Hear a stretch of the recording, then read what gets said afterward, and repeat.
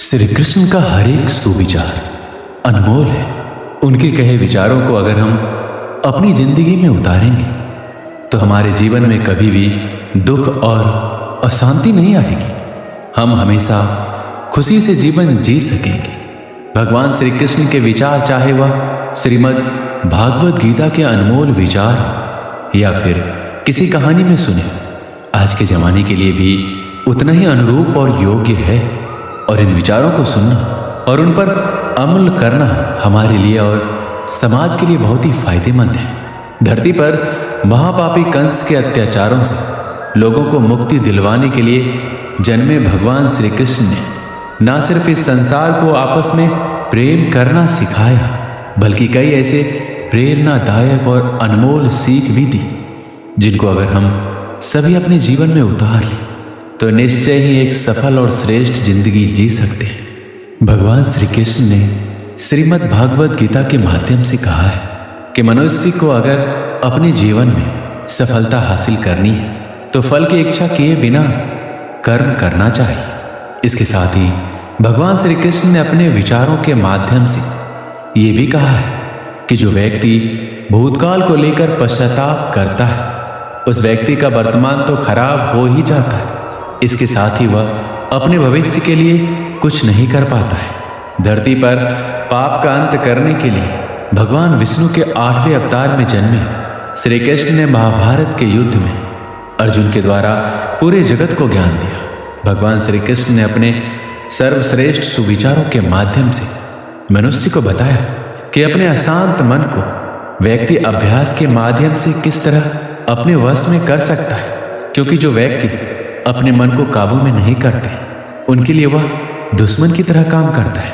इसके अलावा श्री कृष्ण ने उन व्यक्तियों को भी अपने विचारों के माध्यम से सीख दी है जो कि संसार में मौजूद हर चीज को संदेह की नजर से देखते हैं। उनके लिए कृष्ण ने अपने विचारों में कहा है, हमेशा संदेह और शक करने वाले व्यक्ति के लिए खुशी ना तो इस लोक में है और ना कहीं और है। इसलिए मनुष्य को अपने संदेह की प्रवृत्ति छोड़ देना चाहिए। वो महाभारत का युद्ध जो दुनिया का सबसे बड़ा युद्ध माना जाता है, उस वक्त जरा सोचिए कि सबसे ताकतवर सेनाओं से आमने सामने लड़ने के लिए खड़े हर शख्स की मानसिकता क्या होगी। मारना या मरना ही एकमात्र विकल्प था, कोई अन्य विकल्प नहीं था। क्या आपको लगता है कि ऐसी परिस्थितियां और माहौल में ठंडे दिमाग से किसी से बात करना और मार्गदर्शन करना संभव है? ज्ञान की बातें कहना तो दूर, एक शब्द भी बोलना असंभव है। ऐसी परिस्थितियों में बात करने के लिए आपको अत्यधिक साहस, दृढ़ विश्वास, शांत दिमाग और शांत हृदय की आवश्यकता होती है, जो केवल परमेश्वर सर्वोपरि ही ऐसा कर सकते हैं। यह मुख्य बात यह है कि आपको जीवन में सबसे प्रतिकूल परिस्थितियों का सामना करना पड़ेगा। यह आपको विचारहीन, निःशब्द और क्रियाहीन बना देगा। आपकी भावनाएं नियंत्रण से बाहर हो जाएगी। चिंता और भय आपके जीवन में शीर्ष पर होगा।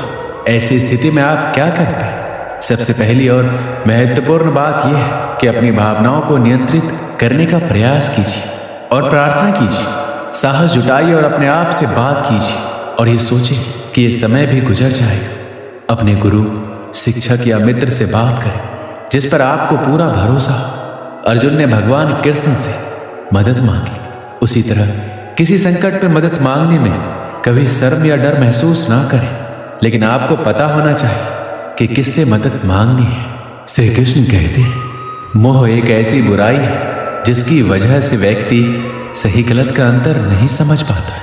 मोह में फंसा व्यक्ति हमेशा अशांत ही रहता है। महाभारत में धृतराष्ट्र अपने पुत्र दुर्योधन के मोह में फंसे हुए थे। मोह की वजह से वो लगातार दुर्योधन की गलतियां नजरअंदाज करते रहे। इसका नतीजा ये हुआ कि पूरा कौरव वंश ही खत्म हो गया। जीवन में सुख शांति चाहते हैं तो अत्यधिक मोह से बचना चाहिए। मोह की वजह से ही जीवन में दुख आते हैं। मोह घर परिवार से हो सकता है, सफलता का मोह हो सकता है, सुख सुविधा और मान सम्मान का मोह हो सकता है। जहां मोह रहेगा वहां दुख तो अवश्य आएगा। मोह जब सफल होता है तो दुख मिलता है और जब असफल होता है तब भी दुख ही मिलता है। श्री कृष्ण कहते हैं, जब कोई मोह त्याग देता है तो उसे मेरी कृपा मिल जाती है। मोह रहित व्यक्ति परम आनंद प्राप्त करता है, इसलिए मोह का त्याग करना चाहिए और जो हमारे पास है उसी में संतुष्ट रहना चाहिए। ज्यादा पाने का मोह रहेगा तो दुख का बढ़ना तय है। जब कोई हमारे सुख दुख का कारण बन जाए तो हमें समझ लेना चाहिए कि हमने खुद ही उन्हें अपने दुख का कारण बनने के लिए आधार दिया है। कोई भी वस्तु, व्यक्ति या अवसर हमें तब तक दुखी या सुखी नहीं बना पाते जब तक हम उन वस्तुओं को, व्यक्तियों को या अवसरों को प्रभावित करने नहीं देते। ये भी एक सत्य है कि हमें दुख भी उन्हीं से होता है जिसे हम सबसे अधिक प्रेम करते हैं, क्योंकि उनके द्वारा की गई आलोचना या तिरस्कार हम सहन नहीं कर पाते। कभी कभी जरूरत से ज्यादा अपेक्षाएं रखना कहीं ना कहीं हमारे दुखों का कारण बन जाती है। हम दूसरों को देखकर भी दुखी हो उठते हैं। उसके पास इतना कुछ है, हमारे पास क्यों नहीं? इन सब बातों के कारण हम अपने आप को दुखी कर बैठते हैं। जो कुछ हमारे पास है उससे हम संतुष्ट नहीं होते। हम बिना पंख के ही उड़ना चाहते हैं। हमारे दुखों का मूल कारण अज्ञानता, आसक्ति, अभाव है। जो व्यक्ति इन 3 कारणों पर विजय पा लेता है वह कभी दुखी नहीं होता है। भगवान ने जो कुछ दिया है उसी को भगवान का प्रसाद मानकर अगर वो संतुष्ट रहता है तो दुनिया का कोई भी शक्ति उस व्यक्ति को दुखी नहीं कर सकता। हमारे विचार ही तो हमें सुखी और दुखी बनाते हैं। दुखी व्यक्ति हमेशा तनावग्रस्त रहता है। दुखी व्यक्ति न जाने कितनी बीमारियों का शिकार हो जाता है। जिस व्यक्ति के विचार हमेशा उसके अनुकूल है वह कभी दुखी नहीं होता है, लेकिन प्रतिकूल विचारों वाला व्यक्ति हमेशा दुखी रहता है। दुखी व्यक्ति अपने दुखों का कारण किसी व्यक्ति, वस्तु को देता है। व्यक्ति अपने मित्र को भी शत्रु मान बैठता है। अगर कोई व्यक्ति दुख रूपी दलदल से बाहर निकलना चाहता है तो हमेशा ध्यान करना चाहिए। कभी ना बुरा देखे, ना बुरा सोचे, ना बुरा बोले तो वह ही दुख रूपी सागर से बाहर निकल सकता है। कई बार हमारा अधिक बोलना भी हमारे दुखों का कारण बन जाता है। हम बिना सोचे समझे किसी को कुछ भी कह देते हैं जिससे कि हमें बाद में पछताना पड़ता है और हम दुखी हो उठते हैं। इसलिए अगर हम सुखी रहना चाहते हैं तो हम अच्छा सोचें, अपने विचारों पर नियंत्रण रखें, कभी गुस्सा ना करें, तभी आप एक सुखी जीवन जी सकते हैं। श्री कृष्ण कहते हैं कि हर इंसान को अपने जीवन में हमेशा सत्य ही बोलना चाहिए, क्योंकि सच कभी न कभी एक न एक दिन व्यक्ति के सामने आ ही जाता है। इसलिए हर इंसान को सच का सहारा लेकर हर काम करना चाहिए। आज नहीं तो कल जीत हमेशा सच्चाई की ही होती है। सत्य बोलने से मनुष्य के जीवन में परेशानियां और कलेश दूर होने लगते हैं और इससे भगवान भी प्रसन्न होते हैं। जिस इंसान में झूठ बोलने की और बात बात पर छल कपट करने की आदत हो वह अपना जीवन खुद ही दुखों से भर लेता है। जो मनुष्य हमेशा ही सच का साथ देता है उसका जीवन सुख से भरा होता है। ऐसे मनुष्य के जीवन में परेशानियां और कलेश के लिए कोई जगह नहीं होती। और जो व्यक्ति किसी पर गुस्सा नहीं करता वह किस्मत वाला होता है, क्योंकि क्रोध एक जाल है जिसमें फंसने के बाद मनुष्य को अपने पराए, अच्छे बुरे किसी का ख्याल नहीं रहता। इसलिए जो व्यक्ति हमेशा सत्य बोलता है उसे बात बात पर गुस्सा नहीं आता और अपने गुस्से पर भी नियंत्रण कर लेता है। एक बार की बात है, एक व्यक्ति अपने गुरु के पास आया और बोला, गुरुदेव, दुख से छूटने का कोई उपाय बताइए। शिष्य ने थोड़े शब्दों में बहुत ही बड़ा प्रश्न किया था। दुखों की दुनिया में जीना, लेकिन उसी से मुक्ति का उपाय भी ढूंढना बहुत मुश्किल सवाल था। गुरु ने कहा, एक काम करो, जो आदमी सबसे सुखी है उसके पहने हुए जूते लेकर आओ, फिर मैं तुझे दुख से छूटने का उपाय बताऊंगा। शिष्य चला गया। एक घर में जाकर पूछा, भाई तुम तो बहुत सुखी लगते हो, अपने जूते सिर्फ आज के लिए मुझे दे दो। उसने कहा, कमाल करते हो भाई, मेरा पड़ोसी इतना बदमाश है कि क्या कहूँ। ऐसी स्थिति में मैं सुखी कैसे रह सकता हूँ, मैं तो बहुत दुखी इंसान हूँ। वह दूसरे घर गया।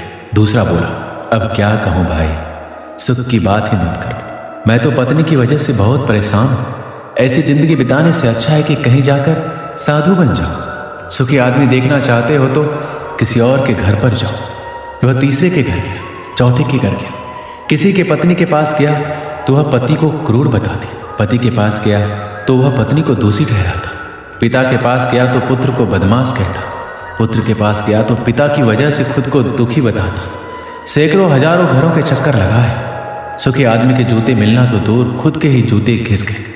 शाम को वह गुरु के पास गया और बोला, मैं तो घूमते घूमते परेशान हो गया, ना तो कोई सुखी मिला और ना ही सुखी आदमी के जूते। गुरु ने पूछा, लोग क्यों दुखी है? उन्हें किस बात का दुख है? उसने कहा, किसी का पड़ोसी खराब है, कोई पत्नी से परेशान, कोई पति से दुखी तो कोई पुत्र से परेशान। आज हर आदमी दूसरे आदमी के कारण दुख भोग रहा है। गुरु ने बताया, सुख का सूत्र है दूसरों की ओर नहीं बल्कि अपनी ओर देखो, खुद में झांको, खुद की काबिलियत पर गौर करो। प्रतिस्पर्धा करनी है तो खुद से करो, दूसरों से नहीं। जीवन तुम्हारी यात्रा है, दूसरों को देखकर अपने रास्ते मत बदलो, खुद को सुनो, खुद को देखो, यही सुख का सूत्र है। शिष्य बोला, महाराज बात तो आपकी सत्य है, लेकिन यही आप मुझे सुबह भी बता सकते थे, फिर इतनी परिक्रमा क्यों करवाई? गुरु ने कहा, वत्स, सत्य कठिनता से प्राप्त होता है, वह सीधा नहीं बचता। अगर मैं ये बात सुबह बता देता तो ये बात तुम मानने से इनकार कर देती। जब स्वयं अनुभव कर लिया, सबकी परिक्रमा कर ली, सबके चक्कर लगा ली, तो बात समझ में आ गई। अभी बात तुम जीवन में कभी नहीं भूलो। कृष्ण ने महाभारत युद्ध के पहले शांति से समझौता करने के लिए पांडवों और कौरवों के बीच मध्यस्थता की। हालांकि दोनों ही पक्ष युद्ध लड़ने के लिए आतुर थे, लेकिन कृष्ण ने हमेशा चाहा कि कैसे भी युद्ध टल जाए। झगड़ों से कभी समस्याओं का समाधान नहीं होता है। शांति के मार्ग पर चलकर ही हम समाज का रचनात्मक विकास कर सकते हैं। कृष्ण ने समाज की शांति से मन की शांति तक दुनिया को यह समझाया कि कोई भी परेशानी तब तक नहीं मिट सकती जब तक वहां शांति ना हो। फिर चाहे वो समाज हो या हमारा खुद का मन, शांति से ही सुख मिल सकता है, लड़ाई झगड़ों से नहीं। कुछ लोग होते हैं जिन्हें हमेशा लगता है कि लोग उनके विषय में ही बात कर रहे हैं। वह यह सोचकर हमेशा परेशान भी रहते हैं कि लोग उन्हें पसंद नहीं करते, मगर वास्तविकता कुछ और ही होती है। ऐसे लोग संदेह करने के आदी होते हैं। पति पत्नी में भी कई बार ऐसी स्थिति आती है जब उन्हें एक दूसरे पे संदेह होता है। गीता में बताया गया है कि जो व्यक्ति किसी पर संदेह करता है वह कभी भी सुखी नहीं रहता। उसके मन में हमेशा शंका बनी रहती है जो उसे परेशान करती रहती है। तुम्हें जो करना है वह करो, लेकिन अहंकार से नहीं, वासना से नहीं, ईर्ष्या से नहीं, बल्कि प्रेम, करुणा, विनम्रता और भक्ति के साथ। जिसने अपने मन पर विजय प्राप्त कर ली है उसके लिए मन सबसे अच्छा दोस्त है, लेकिन जो ऐसा करने में विफल रहा है उसके लिए मन सबसे बड़ा दुश्मन है। खुशी मन की एक ऐसी अवस्था है जिसका बाहरी दुनिया से कोई लेना देना नहीं है। तुम व्यर्थ चिंता करते हो। तुम्हें किससे डर लगता है? तुम्हें कौन मार सकता है? आत्मा ना तो जन्म लेती है ना ही मरती है। जो भी हुआ अच्छा हुआ, जो हो रहा है अच्छा हो रहा है, जो भी होगा अच्छा ही होगा। भविष्य के बारे में चिंता मत करो, वर्तमान में जियो। आपका वर्तमान ही वह सब कुछ है जो आपके पास है। अपना दिल अपने काम पर लगाओ, लेकिन उसके प्रतिफल पर कभी नहीं। जीवन में सफलता प्राप्त करने के लिए भगवान श्री कृष्ण के जीवन से जुड़ी तमाम बातों का अध्ययन करके सीखा जा सकता है। आइए जानते हैं भगवान कृष्ण के जीवन से जुड़े कुछ अहम बातें जिससे आपके जीवन को बदला जा सकता है। वैसे तो भगवान श्री कृष्ण बचपन में बहुत नटखट स्वभाव के थे। विपरीत परिस्थितियां आने पर उनका स्वभाव हमेशा शांत रहता था और वे ये बात जानते भी थे कि कंस मामा उन्हें बार बार मारना चाहते, फिर भी वह शांत रहते थे और समय आने पर कंस के हर प्रहार का मुंहतोड़ जवाब दिया। इससे सीख मिलती है कि कठिन समय में भी अपने शांत स्वभाव का त्याग नहीं करना चाहिए। भगवान श्री कृष्ण हमेशा साधारण जीवन जीने में विश्वास करते थे। गोकुल के राजघराने में परवरिश होने के बावजूद वह अन्य सामान्य बालकों के साथ रहते, खेलते और घूमते रहते थे। उन्हें कभी भी अपने राजघराने का घमंड नहीं था। कभी भी उनका मन बुरा समय आने पर घबराता नहीं था।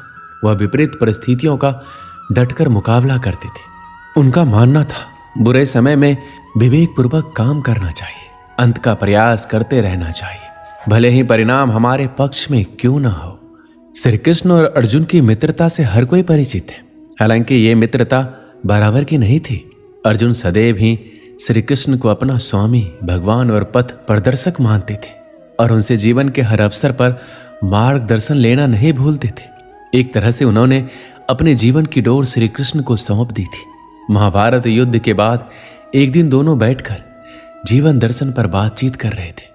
इसी समय अर्जुन ने कहा, हे वासुदेव, संसार में हर कोई सुख की कामना करता है और जीवन पर्यंत उसकी प्राप्ति के लिए प्रयास भी करता है, फिर क्यों दुख जीवन में प्रवेश करता है? दुख रूपी भावना के निर्माण का अर्थ ही क्या है?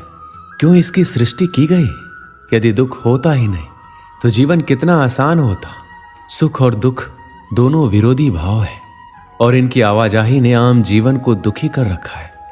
अर्जुन की बात सुनकर श्री कृष्ण ने कहा, हे पार्थ, सबसे पहली और आवश्यक बात ये जान लो कि सुख और दुख एक दूसरे के विरोधी नहीं बल्कि पूरक हैं। वास्तव में ये एक ही सिक्के के दो पहलू हैं। यदि दुख ना हो तो सुख की अनुभूति भी ना हो पाएगी। जब दुख आता है उसके बाद ही सुख की प्राप्ति की इच्छा होती है, नहीं तो व्यक्ति सुख की कीमत जान ही नहीं पाता। श्री कृष्ण कहते हैं, ये समय भी बीत जाएगा। समय का पहिया कभी एक जगह नहीं थमता।